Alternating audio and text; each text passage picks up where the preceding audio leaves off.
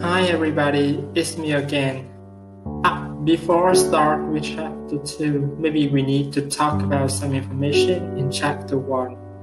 After read chapter 1, I think the narrator wants to show us that instead of being mature or grown up, we have always been a children.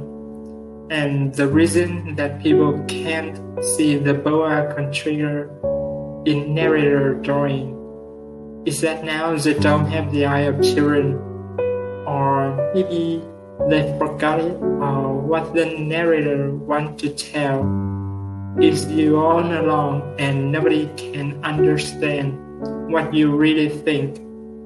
But anyway, it's my opinion, and now let's move to chapter 2. Chapter 2, the narrator crashes in the desert and makes the acquaintance of the little prince. So I lived my life alone, without anyone that I could really talk to, until I had an accident with my plane in the desert of Sahara 6 years ago. Something was broken in my engine, and as I had with me neither a mechanic nor any passengers, I set myself to attempt the difficult repairs on alone. It was a question of life or death for me. I had scarcely enough drinking water to last a week.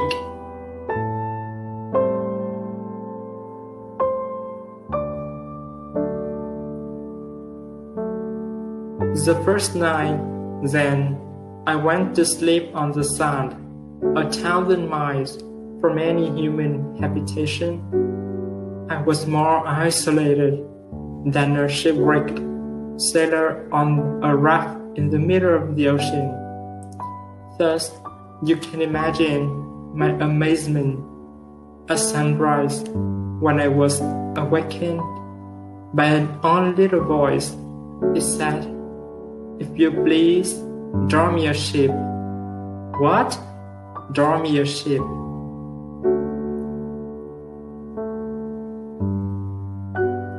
I jumped to my feet, completely thunderstruck. I blinked my eyes hard. I looked careful all around me, and I saw a most extraordinary small person who stood there examining me with great seriousness. Here you may see the best portrait that later I was able to make of him, but my drawing is certainly very much less charming than its model. That, however, is not my fault. The grown-up discouraged me in my painter's career when I was 6 years old, and I never learned to draw anything except boas from the outside and boas from the inside.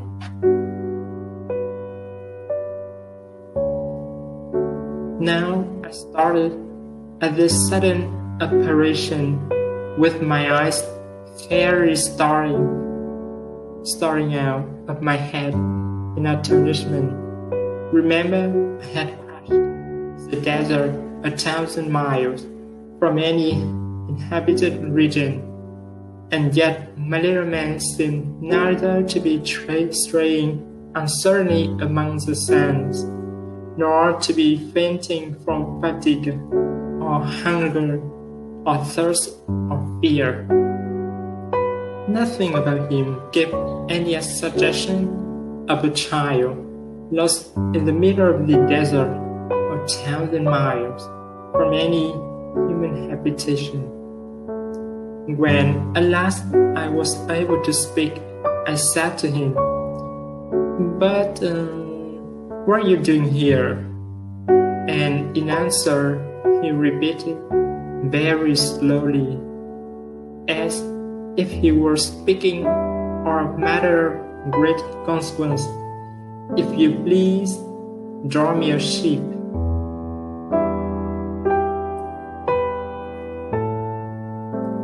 when a mastery is too overpowering, one dare not disobey.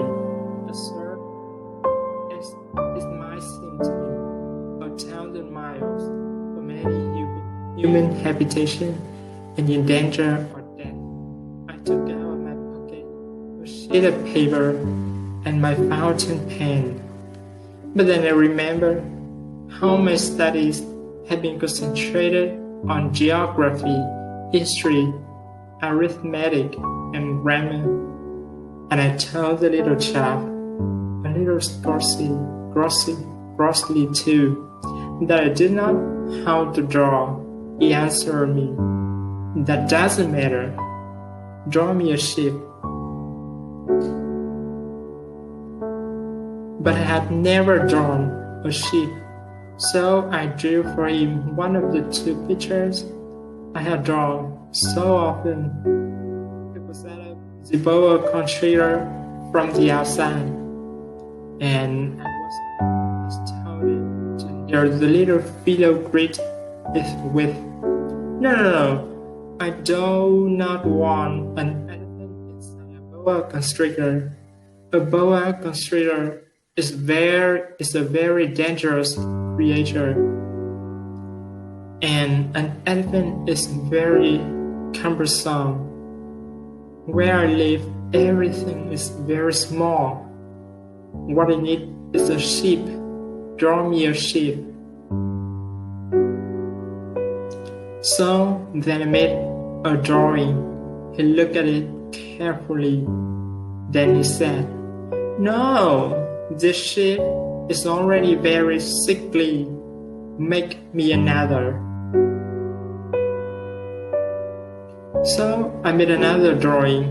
My friend smiled gently and indulgently. "You see yourself?" he said. "That is not a ship. This is a ram. It has horns." So then I did my drawing once more, but it was rejected too, just like the others. "This one is too old. I want a ship that will live a long time." By this time, my patience was exhausted because I was in a hurry to start taking my engine apart. So I took up this drawing and I threw out an explanation with it. "This is only his box. The ship you ask for is inside." I was very surprised to see a light break over the face of my young jug. That is exactly the way I wanted it. Did you think that this ship will have to have a great deal of rush? "Why?" I said. "Because where I live, everything is very, very small. There will surely be enough rust for him," I said. "It is a very small ship that I have given you." He bent his head over the drawing. "Not so small that, look, he has gone to sleep." And that is how I made the acquaintance of the little prince. And the chapter 2 will end now. Thank you for listening me. Thank you very much.